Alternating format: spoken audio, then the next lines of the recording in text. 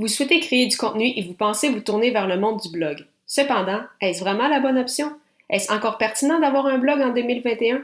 Ma réponse est oui, et je vous explique pourquoi dans ce 5e épisode de mon podcast, Les médias sociaux en affaires. Les médias sociaux en affaires est votre rendez-vous hebdomadaire pour en connaître davantage sur les différents réseaux sociaux et les plateformes de création de contenu dans un contexte d'affaires. Chaque semaine, je, Amélie Delebel, répondrai à une question thématique qui vous permettra d'appliquer concrètement ces conseils pour votre entreprise. C'est parti!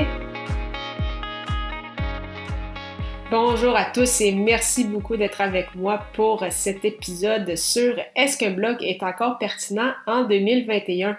Comme je vous l'ai annoncé dans l'intro, je réponds oui à la question et je vais vous donner en fait quelques raisons pourquoi, même si je parle beaucoup du podcast, même si oui la vidéo continue de gagner en popularité, pourquoi est-ce qu'un blog est encore pertinent même en 2021.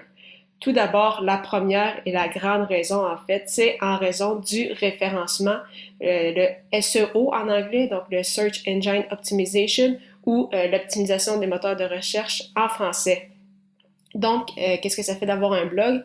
En fait, ça vous permet d'être retrouvé sur les moteurs de recherche comme Google lorsque les personnes posent des questions ou écrivent des mots-clés.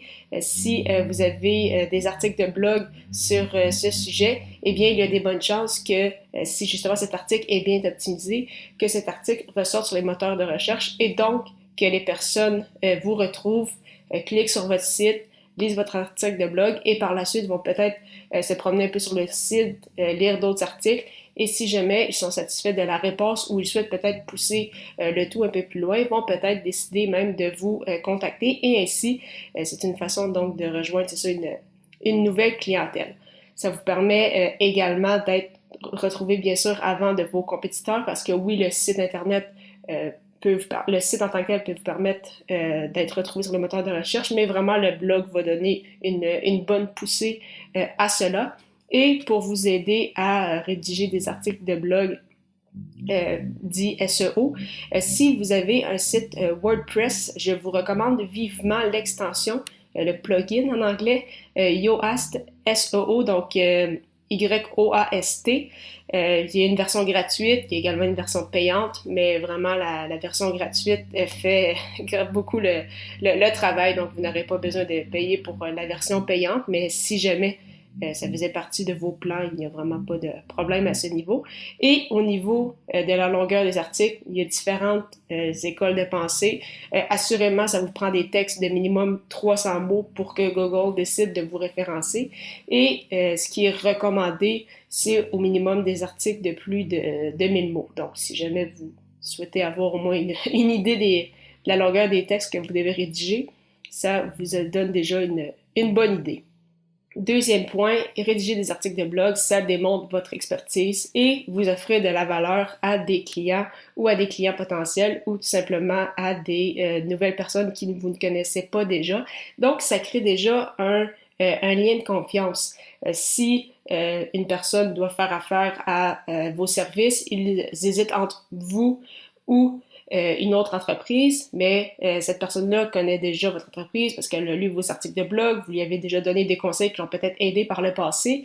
Si jamais, là, elle doit payer pour ces services-là, disons qu'il y a des bonnes chances qu'elle fasse appel à vous ou en tout cas à l'entreprise qui lui a donné de la valeur, qui lui a offert de l'information, des conseils, plutôt qu'une autre entreprise qu'elle ne connaît pas du tout et qu'elle est tout simplement tombée sur l'entreprise en question. Donc, c'est un point quand même non négligeable et relatif à ça, un lien de confiance va être créé parce que comme la personne vous connaît, elle sait ce que vous êtes capable de faire, elle peut justement lire toute l'expertise que vous avez et donc cette confiance-là va vous permettre au fil du temps de générer des nouvelles ventes, d'obtenir peut-être même des nouveaux clients et ainsi rentabiliser votre blog et plus encore. Donc vraiment, oui, un blog c'est encore très utile en 2021.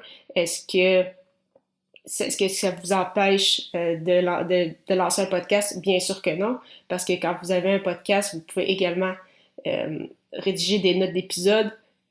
Encore là, minimum 300 mots qui vont vous permettre d'être référencé aussi. Donc, ça peut être peut-être une façon de combiner un peu un peu les deux, mais vraiment, le blog en 2021 est encore et toujours d'actualité malgré tout. Donc, pour plus de détails en lien avec le monde du blog, je vous invite à télécharger mon guide gratuit, Le pouvoir de la création de contenu. Pour ce faire, simplement aller au amidelebel.com/guide. La semaine prochaine, je répondrai à la question « Connaissez-vous vraiment votre persona ?» Ne manquez pas ça!